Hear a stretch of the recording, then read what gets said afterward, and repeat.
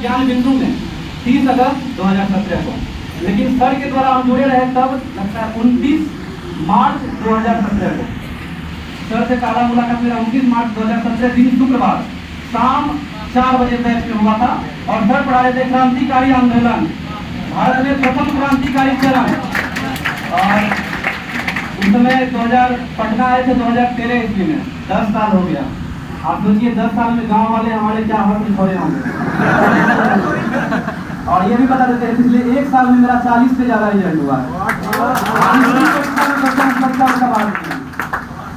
तो शुरुआत करते हैं 2017 ईस्वी में पटना आए थे, 13 में आए थे तो मैट्रिक करके ही आए थे, कुछ हुआ नहीं था उसमें।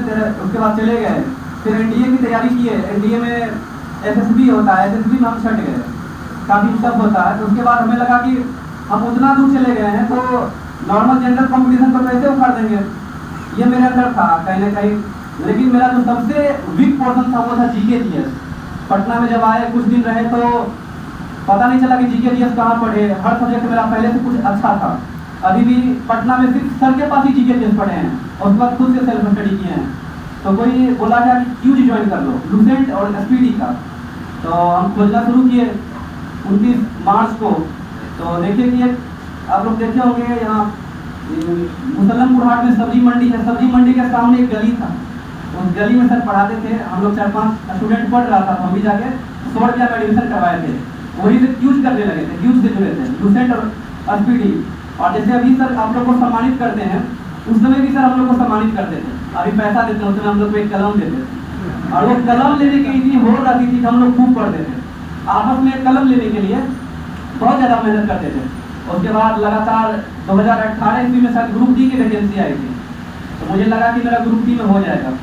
ऐसे ही ज़्यादा सीरियसली लिए नहीं, एक साल 1.5 साल पढ़ाई को ज़्यादा सीरियस लिए नहीं। तो जब ग्रुप डी दिए तो ग्रुप डी में फेल हो गए। 2019 में शायद रिजल्ट आया था और फेल हो गए। जब घर वाले पूछे, गाँव वाले पूछे क्या ये ग्रुप डी में हुआ, तो हम बोले नहीं। तो बोला ग्रुप डी में जब नहीं हुआ तो शायद तुम्हारा रिजल्ट दुनिया का किसी भी एग्जाम में नहीं होगा। और उसी समय एनटीपीसी का वैकेंसी आया था और अपने रूम में हम चिपका के रखे थे कि एनटीपीसी में मेरा इस बार सिलेक्शन होगा इस वैकेंसी में। और अपने घर वालों को भी फ़ोन करके उसी दिन बता दिए कि 6 महीना में एनटीपीसी क्लियर करेगा, इसमें मेरा एक रिजल्ट हो जाएगा, उसका टेंशन मत लो। तो एनटीपीसी लेकिन लगा दिया 4.5 साल। तो वर्तमान में मेरा जो रिजल्ट हुआ है, ऐसे तो बहुत जगह हुआ है। एनटीपीसी डिपार्टमेंट में कमर्शियल अप्रेंटिस आप लोग जानते होंगे, 21 पोस्ट के लिए वैकेंसी थी मेरा जोन में। 21 पोस्ट में मेरा मेरिट बना था और लेकिन हम उसको छोड़ दिए क्योंकि वो बाद में पता चला फील्ड वर्क है। और उसके बाद हमको कोई JEE के बारे में बताया कि JEE इससे बेहतर पोस्ट है। DRM ऑफिस में सप्ताह में 5 दिन काम करना होता है और 5 से 6 घंटा की ड्यूटी होता है। मुझे आप लोग दरोगा का भोपाल है तो दरोगा के बारे में जानते होंगे, 24 घंटा ड्यूटी है, सप्ताह में 7 दिन ड्यूटी है।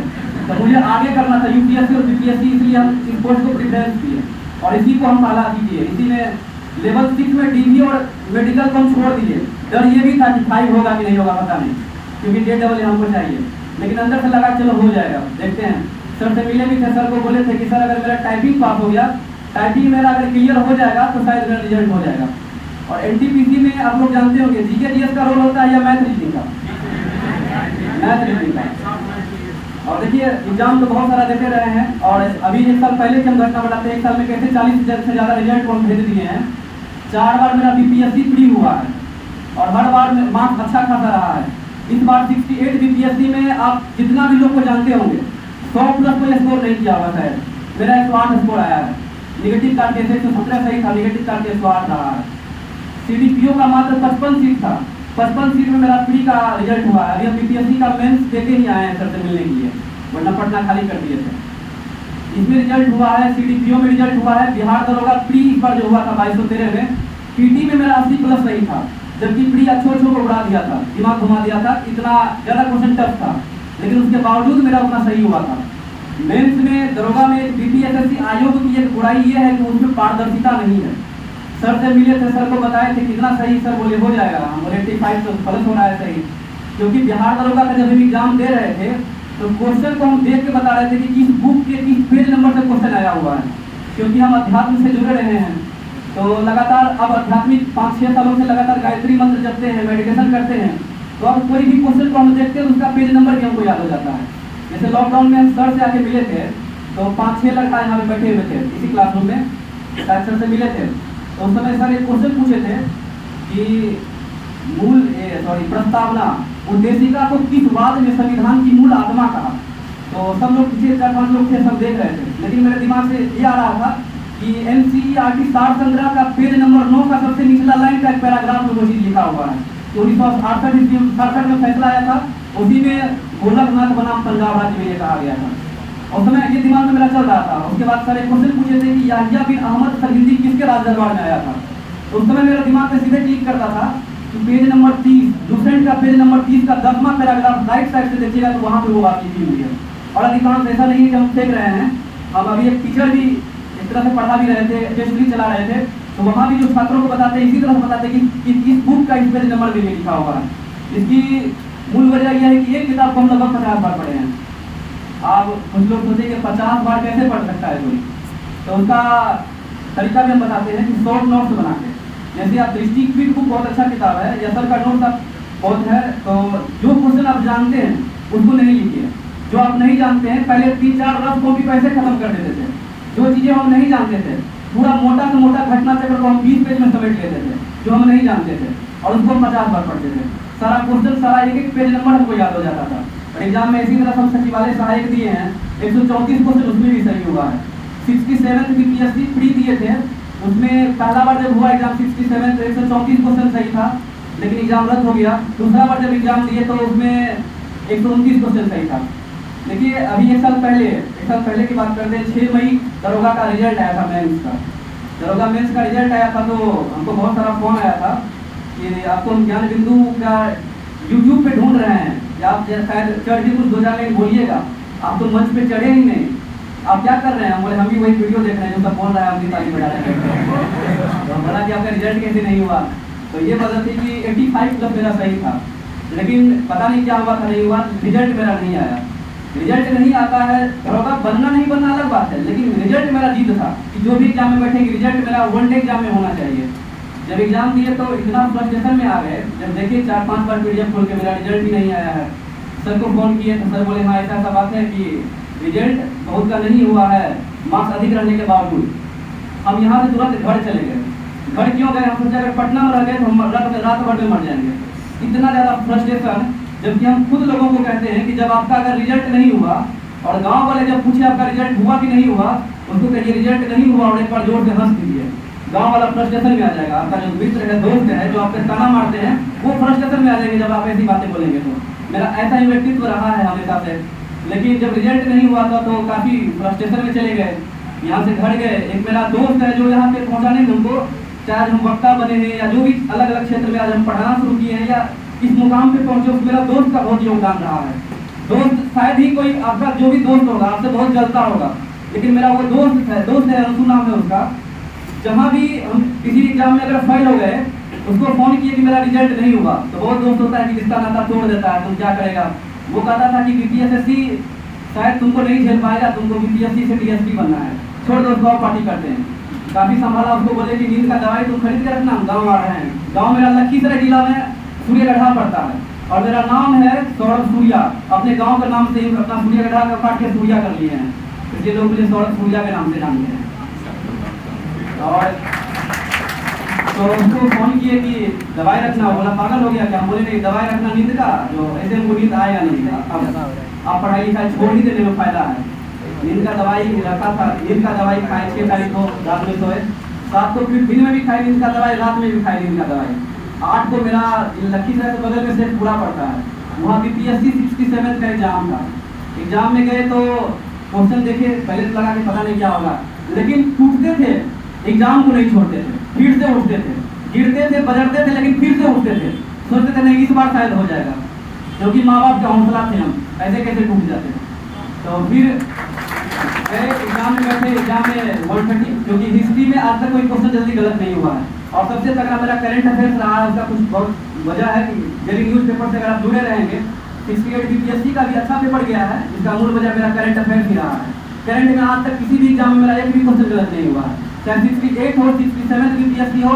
NTPC में 2019 से लेकर 2022 का करंट पूछा, और 4 साल का मेरा नोट्स बना हुआ था। तो उसके बाद एग्जाम से जब लौट के आए तो रास्ते में पता चला कि क्वेश्चन आउट हो गया है और एग्जाम रद्द हो गया है। तो मुझे लगा कि मेरे भाग्य में शायद कुछ लिखा ही नहीं है। एग्जाम दरोगा नहीं बने, सोचे डीएसपी बन जाएंगे, लेकिन यहाँ भी मूल का सब कुछ खराब ही हो गया है। घर गए, फिर नींद का दवाई खाए, फिर सो गए। अगला दिन मुझे एनटीपीसी लेवल 6 का एग्जाम देने जाना था, कमर्शियल अप्रेंटिस, जिसको कि ट्रेनिंग के बाद कमर्शियल इंस्ट्रक्टर कहा जाता है, और स्टेशन मास्टर का। उसको भी नहीं छोड़े, उसमें भी गए, उसमें भी मेरा फाइनल सिलेक्शन हुआ। लेकिन एनटीपीसी में किसी एक लेवल को ही चुन सकते हैं, उसको छोड़ दिए क्योंकि हमें लगा कि इधर JEE हमको मिल जाएगा, तो इसके लिए तैयारी करते रहे। वो एग्जाम दिए तो फिर लगा कि हो जाएगा। उसके बाद 15 मई को मेरा एग्जाम था CDPO का। CDPO का पेपर दिए, उसमें 117 क्वेश्चन सही था।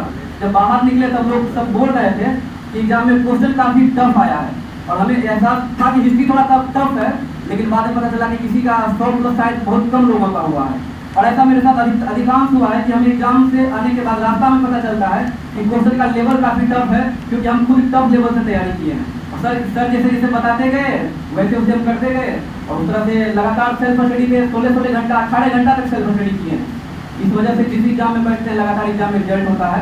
CDPO का पेपर दिया, CDPO का रिजल्ट हुआ 67 BPSC फिर से लिया, फिर से 129 क्वेश्चन सही हुआ। उसके बाद लेवल 5, लेवल 3, लेवल 2 हर एक अति में रिजल्ट हुआ है। और आप लोग जानते हो कि NTPC में रिजल्ट मैथ और रीजनिंग के दम पे होता है, लेकिन मैथ और रीजनिंग हम पढ़ नहीं पाए थे। दरोगा मेंस जब हम कर रहे थे, पढ़ भी रहे थे और कहीं ना कहीं पढ़ा भी रहे थे, तो उसमें मैथ रीजनिंग बहुत अच्छा नहीं हो रहा था, थोड़ा बहुत पहले से पढ़े हुए थे। और एग्जाम में जब जा रहे थे, NTPC का पहला एग्जाम लेवल 6 में, तो लोग हमको बोला था कि मैथ रीजनिंग नहीं पढ़ा, एग्जाम देकर कुछ होने वाला नहीं है तुम्हारा। हम बोले कि 50 नंबर का जीके दिया था, हो सकता है 45 को यही सही कर दें। तो कोई हमको चैलेंज किया था कि 50 में तुम 30 नंबर कभी 30 से प्लस सही नहीं कर पाएगा। हम बोले 40 प्लस तो निश्चित तौर पर करके आएंगे। और उसमें मेरा हर शिफ्ट में किसी में 45, किसी में 46, किसी में 47, यानी कि 45 प्लस रहा है जीके से मेरा। करंट पूछा है 2019 से लेकर 2022 तक, करंट देख सकते हैं, लेकिन 19 से 22 तक का डाटा उनको पूरा याद था, क्योंकि करंट का खुद शॉर्ट नोट बनाए थे। नोट ऐसा बनाइए, शॉर्ट नोट ऐसा बनाइए जो सिर्फ आपको समझ में आए और किसी को नहीं, जो आप नहीं जानते सिर्फ वो बातों को लिखिए। देखिए अभी जब रिजल्ट नहीं हुआ था तो गांव चले गए पहले ही, और किसी को हम उतना कुछ, हम बहुत शांत प्रवृत्ति के इंसान रहे हैं। जब भी क्लास में बैठते थे तो रिजल्ट हो या नहीं हो, लोग हमको देख के नहीं कह पाएगा कि ये खुशी में या गम में है। तो गाँव में चले गए तो गाँव वाले काफ़ी ताना मारते थे। गाँव वाला कहता था कि ये भाषणबाजी करता है पटना में, कि पढ़ाई लिखाई क्या करेगा, इसका कुछ नहीं होने वाला है। इसका जब मेरिट मेरा आया, जब मेरा डिग्री मेडिकल सब कुछ कंप्लीट हो गया, तो अभी लगभग 10 से 12 रिश्ता मेरे लिए आया है। लाया कौन है? वो गांव वाला। क्या करके लाया है? रेलवे में ऑफिसर बना है, और सबसे बड़ी खासियत है कि वह अच्छा वक्ता भी है। देखिए गांव वाला का लहजा कैसे कैसे बदलता है। तो ये सभी इसी तरह से लगातार मेहनत करते रहिए। और जब सचिवालय सहायक का एग्जाम दे रहे थे तो क्वेश्चन हमको याद आ रहा था कि किस बुक के किस पेज नंबर तक क्वेश्चन है। उसका मूल वजह था कि लगातार हम मेडिटेशन घंटों करते हैं, मेडिटेशन की वजह से, और क्वेश्चन का एनालिसिस इस तरह से करते हैं कि दरोगा का मेंस में मेरा रिजल्ट नहीं हुआ, लेकिन अगर हम मेरा इंटरव्यू लिया जाता तो एक एक क्वेश्चन हम 100 में 100 क्वेश्चन बता देते कि कहाँ कहाँ से आया है। उसमें से 42 क्वेश्चन पूछा था NTPC प्री का, एक ही शिफ्ट का 5 क्वेश्चन एक ही शिफ्ट का पूछा है। हस्तिनापुर का उत्खनन कब हुआ, बिहारों की स्थापना कब हुई, 1813 का चार्टर एक्ट जो था उसी से पूछा। NTPC से एक ही शिफ्ट का क्वेश्चन है ये सब, 22 का क्वेश्चन, और NTPC का पूरा क्वेश्चन को रट लिए थे। जो आई कोर्निया वाला क्वेश्चन पूछा था वो JPSC का क्वेश्चन पूछा था। 2 क्वेश्चन UP RO का पूछा था। तो रिजल्ट लगातार हुआ है। अभी देखिए SSC सीरियल का प्री दिए, सीरियल का प्री हुआ है, CPO का प्री दिए हैं, CPO का प्री हुआ है। जिस भी एग्जाम में बैठे हैं लगभग रिजल्ट होता था, लेकिन फाइनल सिलेक्शन जाके अब हुआ है, जो अच्छा पोस्ट पे हुआ है। और मूल रूप से आप लोग नहीं जानते होंगे JEE होता क्या है। JEE लेवल 5 का जॉब है, DRM ऑफिस मुंबई में मेरा जॉब हुआ है। और इसमें जैसे दरोगा कोई बनता है तो 7 साल से 8 साल उसको SHO बनने में लगता है, थानाध्यक्ष। उसके बाद आपका इंस्पेक्टर बनाता है 10 साल के बाद, 8 साल 10 साल लग जाता है। काफ़ी अब तो ज़्यादा दरोगा आ गया तो ज़्यादा प्रमोशन में थोड़ा सा दिक्कत भी आएगा। लेकिन हमारा क्या है, 2 साल के बाद हमको सेक्शन ऑफिसर बनाया जाएगा, उसके 2 से 3 साल के बाद हमको सीनियर सेक्शन ऑफिसर बनाया जाएगा। यानी 5 साल तक हम डिपार्टमेंटल एग्जाम भी नहीं, कुछ भी नहीं करना है, सीनियरिटी के आधार पर सीनियर सेक्शन ऑफिसर बन जाएंगे। उसके बाद अब ADFM जो UPSC का प्रथम रैंक पहला चीज़ होता है, पहला चरण होता है रेलवे का ADFM, उसके लिए हम एलिजिबल हो जाएंगे 5 साल के बाद कि हम उस एग्जाम को दे सके, उस एग्जाम में बैठ सके। चलिए तो बात तो इतना ही था, लेकिन अभी हम देखते हैं कि हमारे कोचिंग के ऊपर काफ़ी ज़्यादा हमला होता है। और हम कभी भी रहे हैं, अपने ज़माने में कभी भी रहे हैं, और आने वाला समय में आप हमको 68 बीपीएससी या 69 बीपीएससी में सेलेक्ट होकर फिर से मंच पे आएंगे। इसी उम्मीद है, सर को बोले भी है कि सर बस थोड़ा सा बीपीएससी के लिए कर दीजिए, उसके बाद हो जाएगा। और कुछ अभी कोचिंग क्लास में लगातार हमला होता है, और एक शाम शहीदों के नाम में एक कार्यक्रम में गए हुए थे, तो वहाँ पे हम एक शायरी बोले थे। जैसे जब हमारे उड़ी में जब हमला हुआ था सीआरपीएफ के जवानों पे, तो सुबह के 4 बज रहे थे, और पाकिस्तान के जैसे मोहम्मद के आतंकी संगठनों ने हमला किया था सुबह के 4 बजे। तो उसी पे एक शायरी है सर के लिए भी, जो हमारे कोचिंग पे हमला करते हैं उसके लिए भी, और पाकिस्तान के लिए भी। किया हमला उस वक्त जब भारत माँ के बेटे सोए थे, इस घटना पर स्वयं काल भैरव भी फूट कर रोए थे। किया हमला उस वक्त जब भारत माँ के बेटे सोए थे, इस घटना पर स्वयं काल भैरव भी फूट कर रोए थे।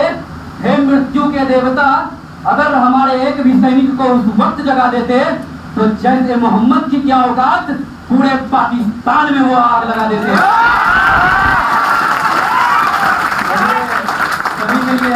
पे हमला करता है कोचिंग पे, देख रहे थे, सर मिल नहीं पा रहे थे, लेकिन हर चीज का दर्द है, क्योंकि हम लोग सर के साथ कोचिंग को सींचे हैं। 4-5 स्टूडेंट से हम लोग कोचिंग को बनाए हैं, और सर के साथ अच्छा रिश्ता रहा है। सर कुछ लोग सर अभी बता रहे थे, कुछ लोग ऐसे भी हैं जो हम लोग के समय में नहीं हुआ था, तो सर उनका खर्चा उठाते हैं, सर उनको खुद रखते हैं। लेकिन हमारा जो लाइफ रहा है, देखिए बहुत आर्थिक स्थिति मेरा अच्छा नहीं रहा था। 3 महीना लाइब्रेरी में जॉब किए, फिर लाइब्रेरी पता चला कि लाइब्रेरी बिक गया, वहाँ से नौकरी खत्म हो गया। नाइट ड्यूटी करते भी थे और पढ़ते भी थे। वहाँ पे किए एक कोचिंग खुलवाए एक दोस्त को, बोले पटना में कोचिंग खोल लो, हम रह जाएंगे, मेरा खुद का कुछ खर्च निकल जाएगा। कोचिंग खुलवाए, 1 महीना कोचिंग चला, बोला कोचिंग नहीं चल रहा है, कोचिंग बंद कर देते हैं। सैलरियों नहीं दिया, कोचिंग को बंद हो गया। इस तरह से होम ट्यूशन पढ़ाते थे, फिर पता चलता है कोई एग्जाम आ गया, होम ट्यूशन छोड़ देते थे। तो बहुत संघर्ष रहा है। और हम अपने बारे में बताते हैं कि 500 से ज़्यादा जीवनी पढ़े हैं। किसी भी महापुरुष के बारे में अगर हमसे पूछिएगा तो शुरू से लेकर अंत कर देंगे। और आज ऐसे का पेपर था, निबंध दे दें, और वो चीज़ मेरा पूरा काम आ गया। और 500 जीवनी जो हम पढ़े हैं, यही चीज़ मेरा काम करता है पढ़ाई लिखाई में। क्योंकि आप पढ़ाई में कोई कितना भी मोटा सिलेबस हो, तो लगता है यूपीएससी दूर नहीं है, क्योंकि सिलेबस मेरे लिए छोटा पड़ जाता है। क्योंकि हम ऑलरेडी एक दिन में एक जीवनी खत्म कर देते पहले, ये दिनचर्या रही थी। और ये तो बहुत छोटी सी सफलता है, बहुत बड़ा सफलता तो है नहीं। ऐसे तो आध्यात्मिक प्रवृत्ति के हम हैं। हमारे लिए सफलता का मतलब वही है कि जिस दिन दुनिया छोड़ के जाएंगे, हमारी अंतरात्मा भी कहेगी, हमारी अंतरात्मा से आवाज़ आनी चाहिए कि मैंने देखा था जब नज़ारे, जब मैं मौत की नींद में सोया था। मैंने देखा था जब नज़ारे, जब मैं मौत की नींद में सोया था। तो उस दिन सिर्फ मेरे घर वाले ही नहीं, बल्कि पूरा हिंदुस्तान मेरी मौत पर रोया था। ऐसी समाज को कुछ एक नई दिशा देने का प्रयास है। सर शुरू से ही हमारे बारे में जानते थे कि क्रांतिकारी प्रवृत्ति के हैं। सर बोले थे एक नौकरी पहले कर लीजिए, उसके बाद तो क्रांति का लहर मचाना ही है भारत में और बिहार में। फिलहाल तो काफ़ी दूर गए हैं, प्रयास रहेगा, सर का आशीर्वाद रहेगा तो शायद बीएससी में सेलेक्ट होकर बिहार आएंगे। और सर का जो अपना फौज खड़ा हुआ है दरोगा में, उन सभी को क्रांतिकारी बनाकर बिहार को उठाने का काम करेंगे, उत्कृष्टता की और बिहार को ले जाने का काम करेंगे। क्योंकि किसी भी राजनेता से बिहार बदलने वाला नहीं है। एक और शायरी है, या तो हवाओं का रुख मोड़ देंगे हम, या तो हवाओं का रुख मोड़ देंगे हम, या खुद को एक युवा कहना छोड़ देंगे हम। जिस दिन भी लिखने से हिचकिचाएंगे हकीकत, कसम जवानी की, उसी दिन कागज को फाड़ देंगे और अपनी कलम को तोड़ देंगे हम। सरकार कोचिंग का स्टार्ट हुआ था मेरे स्पीच से ही, जब हम पटना में पढ़ना शुरू किए थे। 1 सितंबर को हम अपना स्पीच से ही क्लास शुरू किए थे, और आज अपने स्पीच से ही पटना को अलविदा कहते हैं। बहुत बहुत धन्यवाद सर, हमको इस मंच से बोलने का मौका दिया। आप लोग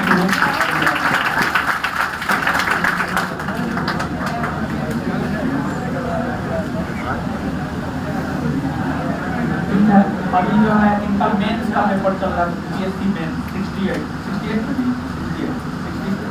आज मेंस का पेपर खत्म हुआ, आज ऐसे का पेपर था। तो अभी पटना में था, तो बोला मिलना चाहते हैं, बोले एकदम आइए सर, ठीक है स्वागत है आपका, चलिए तो फिर आगे मिलते हैं। मिठाई लेके आया था।